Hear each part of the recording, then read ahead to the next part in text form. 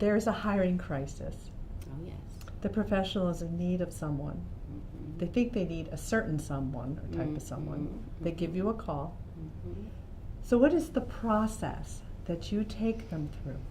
Mm-hmm. Okay. Well, first of all, they have to understand that we're not purchasing an automobile where we can say we want this color car, we want this interior, we want this size engine. We are actually, as tough as it is to say, but it's true, we're purchasing a human being. And so no one is perfect, right? No one is perfect. So going into it, you need to understand no one is perfect. But when you go into the hire, do you even know just roughly the person you want to hire? Because an assistant is not an assistant, is an assistant. You know that there are different variations. Some dentists prefer to do everything themselves. Other dentists prefer to have an assistant that is fully trained, fully capable, fully licensed to do whatever they need. So you need to have a plan. Now, when you decide you need to hire someone, the best thing you can do, if it's appropriate, is to meet with your team and actually develop this job description with them. Because you may find that someone within your team will say, you know, I'm not crazy about taking the pano x-rays. Can you please find someone that's very adept at that? Having the team right there means you're going to have a perfect job description so that when you interview, you actually hand it to the person you're interviewing and saying, this is what your job description is. I understand you're not going to be able to handle every single segment, but if you could just look it over and check the areas that you feel you can handle. So that's how we start the interview. As far as how we find these people, I am not a fan of the paper resumes coming at you, the internet resumes coming at you, without the ability to touch and feel this person as to who they are. Getting a paper resume to me is just a tracking mechanism. It tells me nothing about the person. So I say if you're going to use one of the internet systems to find someone and you get all kinds of resumes coming through, make sure that you have the ability to get back to this person. And so, because some of these programs I know make I want to say they're kind of incomplete.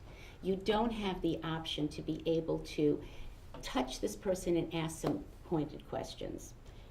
Getting a resume isn't everything. So that's number one. I personally have always used, I don't want to give them a plug, but it worked for me, and that was Craigslist. The reason it works is every single ad I've ever written is not like another. Why? Because no two dental practices are alike. The needs are different. The dynamics are different. So my ads are very specific, and I tell everybody, don't borrow an ad from someone else because what they're looking for may not be what you're looking for. One size does not fit all when it comes to that. So yes, it takes time, and you'll find what I believe is that the reason we have this turnover is that everything is done quickly. For example, so you're going through this process and people will say, but Deb, we're shorthanded. Well, that's what a temp agency is for. And if you don't want to have a temporary person come in and totally replace this position, have someone come in just to help you get through your day. Have them come in to just take care of the instruments. Have them come in to be first on the phone, to take messages and pass them on. There are many ways to get around buying yourself time to find the right person. The other thing is, I hear this a lot. I hear dentists tell me, I got 40, 50 resumes. Isn't that great? And I hate to burst their bubble, but no, it's not great. What that tells me is you're being too generic. You don't want all these. You want to find a handful of people that are going to fit your profile. You're being way too broad with your description. There are certain phrases that work very well. Phrases, for example, like, We have longevity in our practice. Our team has been with us forever. People want to know that. They love to go into a team that is cohesive and that's worked well together, that the turnover isn't like a revolving door. So, how do we get through the process? Slowly, properly, taking our time, having a backup plan so that you don't feel like you have to be pressured.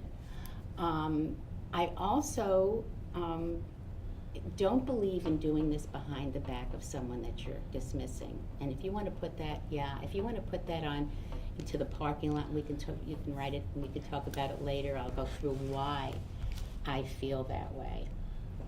And so, basically, what you're going to hear from me are ways to not only slow the process down, but also how we can put in touch points that are going to give us even more information about these individuals. So basically, that's what we're going to be talking about today. Hopefully, that gives you a little bit of some insight.